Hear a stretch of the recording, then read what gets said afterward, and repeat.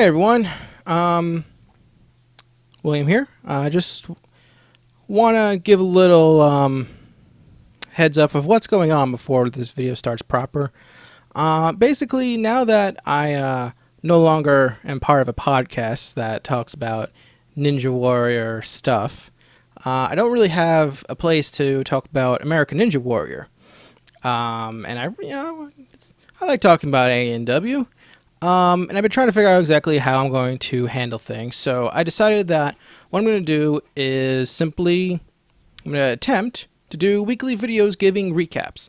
Obviously, this first one's going to be a bit on the late side because I didn't decide that I was going to do this right away. But the idea is to get these videos out on a weekly basis and certainly in a more timely manner. So, without any further ado. Hi, my name is William, and I am here to talk about the LA Qualifiers of American Ninja Warrior Season 9 in 20 minutes or less, starting now. So, this was the season premiere of American Ninja Warrior. Technically, Celebrity Ninja Warrior was the season premiere, according to the TV guide, but let's say this was the season premiere. I found this season to be very disappointing at the start, but then in the second half it got a lot better. So I guess the biggest thing that I kind of want to just address, since it was a pretty big deal, is the rules change. So what they're doing this year is that they're changing the way that people qualify in the regionals, both the regional qualifiers and the regional finals, and especially in regards to the women. So the way it works is you still have your top 30, but there is, for regional qualifiers, there is a guaranteed 5 women who will move on. So basically, if less than 5 women move on in the top 30, finish in the top 30, then they'll round out. They'll take the highest women that didn't make the top 30 until there's 5 women moving on. So there's anywhere between 30 to 35 women moving on to the regional finals in each region. So in other words, if 2 women move on, if 2 women finish in the top 30, then they'll take the next 3 best women and move them on as well. And for the regional finals, it's they're guaranteed at least the top 2 women. So if no women finish the top 15, then they'll move 2 on. The other thing is that there are no wild cards this season when it comes to qualifying for Vegas. And this has been a big point of discussion. For me personally, I don't like this rule. I really don't like this rule. And there's the first part is that back on the Final Stage podcast, Arson and myself, we would talk about how A&W does a much better job than Sasuke, quite frankly, of promoting the female athletes and presenting them as if, as equals to the men. And in many ways, I feel like this is a step backwards because it's not a full-on segregation from the men, but it's a safety net. It's essentially it's making it easier for the women to move on in many ways. And it feels like they're not treating them at the same level, because even though it's not a full-on segregation, in many ways it does feel like they actually are segregating the women from the men. Because for the women, they don't really have to worry about beating the men. They just have to make sure that less than 5 women did better than them. So I'm not a big fan of it. I feel like it does lessen the female athlete, which I'm not a fan of, because I always like it when the women actually do well on A&W. The other thing that bothers me, and this honestly might bother me a little bit more.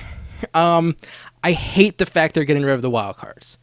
I hate the fact they're getting rid of wild cards, and the reason is simply put is that I don't demand a lot of things out of A&W. I have suggestions. I have things that I want.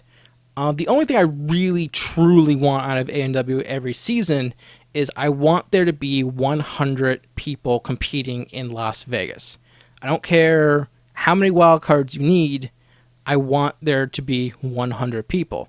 And when I heard that there was going to be 6 regionals again this year, I thought that meant we were getting 100 people because, 90 competitors who qualified and then 10 wild cards. It's like 100.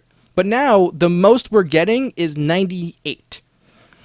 It's going to be somewhere between 90 and 98 depending on how the women do. And I hate that. I absolutely hate that. I want 100 people. That bothers me probably more than most people, but the fact that we're not getting 100 people legitimately bothers me. And I want them to reevaluate. And that's the other thing with the whole wildcard thing. I know one reason, the reasons they're doing it, the two reasons are they want more women in the regional finals because it's predominantly male oriented. And the other is that they probably got tired of hearing complaints about the wildcards being almost entirely women. Who cares about those complainers? I have had no problem with it only being women because it's whatever the producers want. I don't care. I don't care. My mindset is it's similar to boxing. Don't let it go to the judges. Qualify. You don't have to worry about whether or not you get a wild card. So, yeah, I'm not a fan, and I've spent enough time on this in general. So the course for the LA regionals, it was the new obstacles. The second obstacle was the Cannonball Drop, which I'm a big fan of. I like it. It's a new obstacle. I like it. I like the obstacle.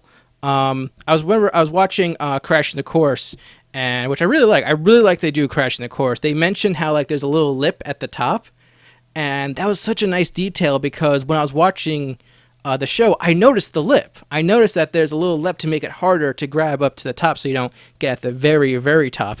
That's a nice little detail, and yeah, I like that they thought about that. Followed by the third obstacle was the flywheels, which I've been okay with. There were several instances of people smashing their faces up against the flywheels. I think they showed 4 instances of it happening.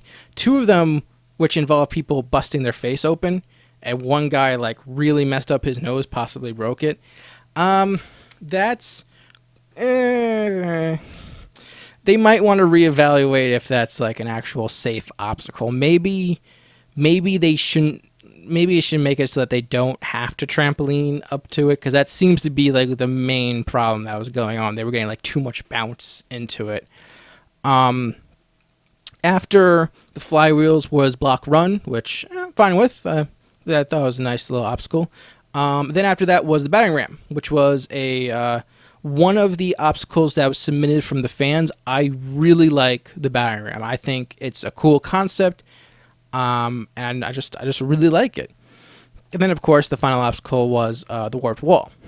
So one of the reasons that I said that this course was disappointing at first was because it kind of felt like A&W was starting to fall into its old bad habits at times with some of the profile pieces. Some of the profile pieces are too long, and they say, they want to make sure that you feel connection to the competitors. It's what makes me feel a connection to the competitors? Them doing well, or footage of them training for the show. I know there was this one woman they showed early on, called the Brass Ninja. She called herself the Brass Ninja. They had this whole story about how, she was a single mom, so she got a construction job because it was the highest paying entry-level job to support kids. And it's it's a nice story, but in the context of American Ninja Warrior, it doesn't do anything for me, because I want to see how she is as a competitor. I don't care. I don't want you to spend that much on who they are outside, unless they're going to be a big deal. And she didn't even make it on to the next round. So it's stuff like that kind of annoys me. And like, there was a lot of like, in the first half, it felt like there was a lot of like knee jerker stuff, like the guy with cancer who used A&W as like a way to, train and motivate him. Like, that's fine. I never have anything against the people themselves and their stories. It's more, I just have the problem with like the way NBC presents it. And sometimes it feels like they linger too much on it, I just wish they wouldn't do that sometimes. And so early on, I was feeling very frustrated with the show. Just a lot of like, after, because I don't know if you remember from Final Stage Podcast, I was very complimentary of last season during the qualifiers of just how they handled everything. But during season 7, I was very angry at one point on how they handled some of the profile pieces. At times I called during season 7, I called some of the pieces, as exploitative, quite frankly. And I don't think it got into exploitative in this episode, but it's just, I don't watch an obstacle course show to feel depressed by, stories of people with cancer and growing up with, abusive parents. It's like, and a lot of the stories you can just tell them in shorter time. Like, that's the thing. Like with the brass ninja lady, I apologize, I don't remember her name, but it's like, here's so-and-so. She's a construction worker who's a single mom trying to earn for her kids. Cut to the woman. Blah, blah, blah, blah. That's it. It doesn't need to be as long as they are. And there's another reason why I feel like these profile pieces can be short, and I'll get to that towards the end. There was a lot of fast forward segments that they showed, and that's part of the problem why I think they should cut some of the profile pieces shorter. There was a lot of profile pieces. They showed David Campbell fast forward. I'm glad they accepted his submission this time. Glad there wasn't any issues with that this year. And they showed him, he failed the battering ram. There was some weird, like they fast forward Josh Levin after making like a really big deal about him.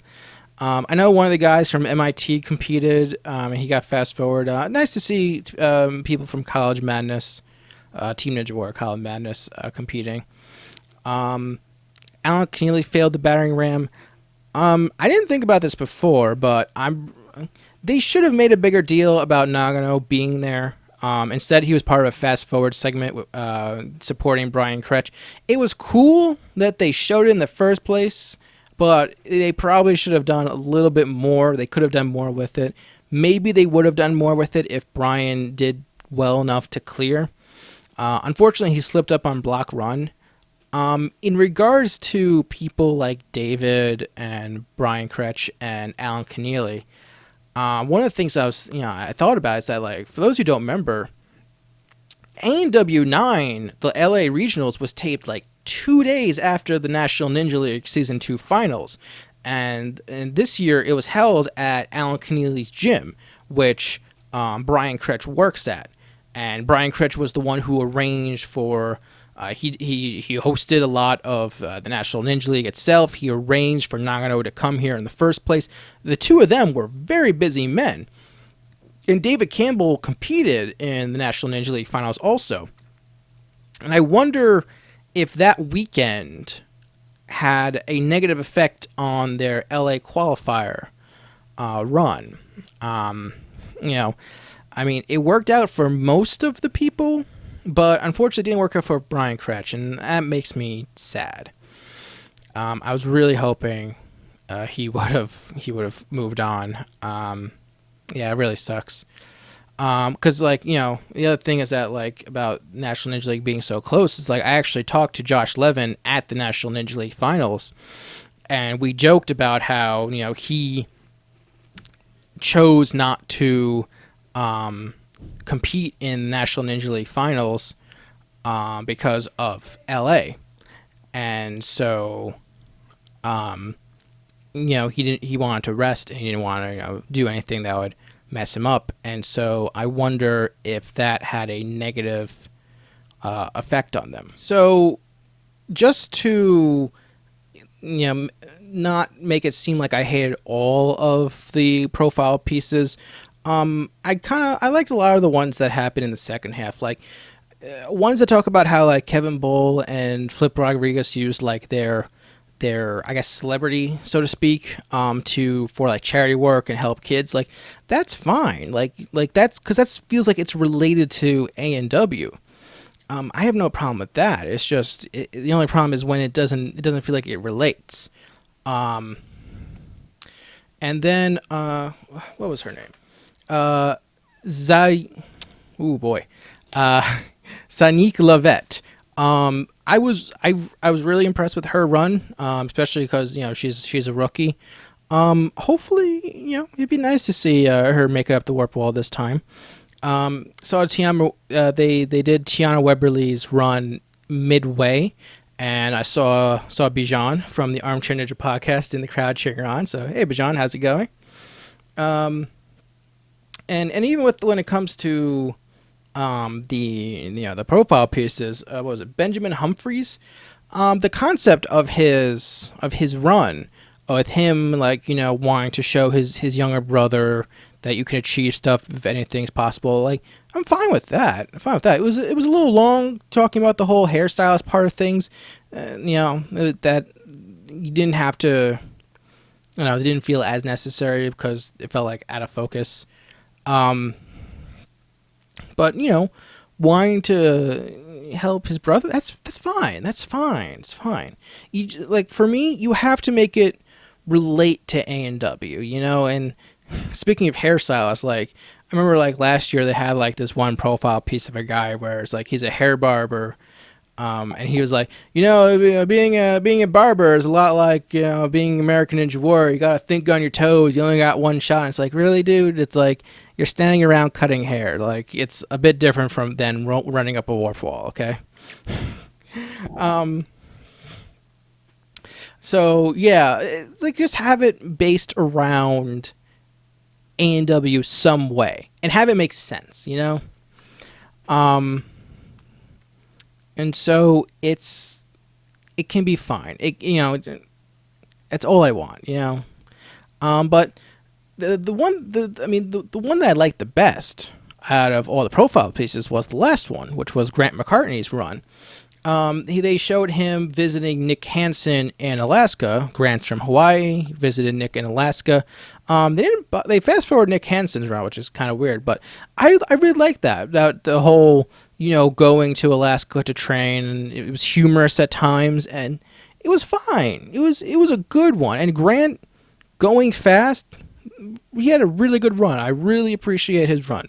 Good stuff. There was a lot of clears this time around. Not a whole lot, but a lot. What was it? 22 clears, which caught me by surprise because they only showed 12 during the actual show.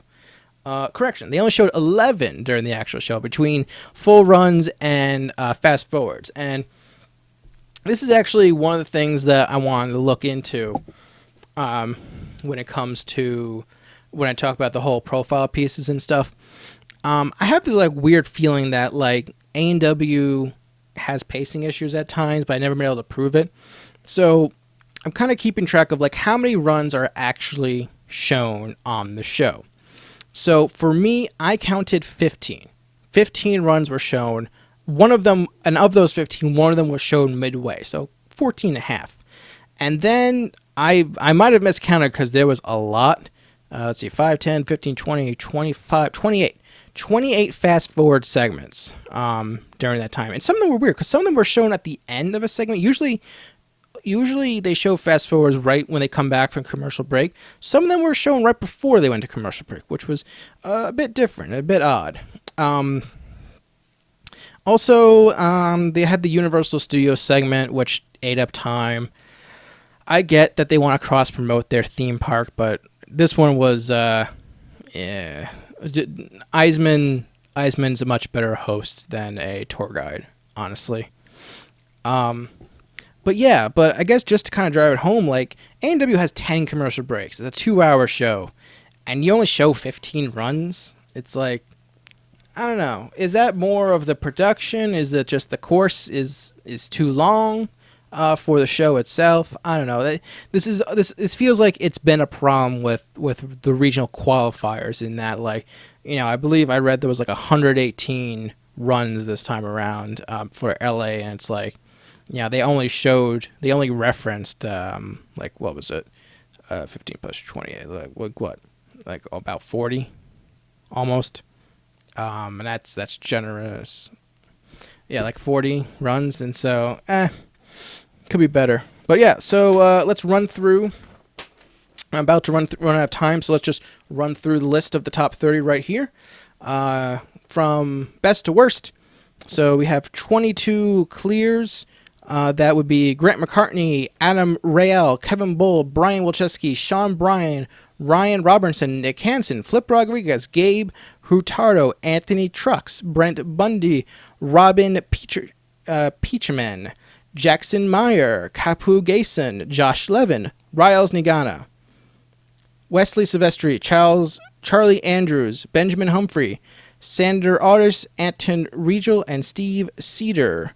And then we had, I believe, 3 people who failed the warp wall, being Daniel Moreno, Zanik Lovett, Tyler Vogt, and then the rest of the top 30 failed the battering ram, if in the form of Alan Keneally, David Campbell, Scott Wilson, Casey Halleck, and Tiana Weberly. And so because 2 women finished in the top 30, the next 3 best women rounded out the top 5, who all failed the battering ram, and that would be April Steiner Bennett, Rebecca Bonilla, and Natalie Duran. All right, so that's my thoughts on A&W, the season premiere this time around. Went a little long, but that's okay. Let me know what you guys think. What did you think of the episode? What do you think of the new rules? Do you like them? Do you not like them? Let me know, and I will be back relatively soon for the next episode of A&W, which I believe is Sacramento? I believe that's what they said it was. But until next time, see you there.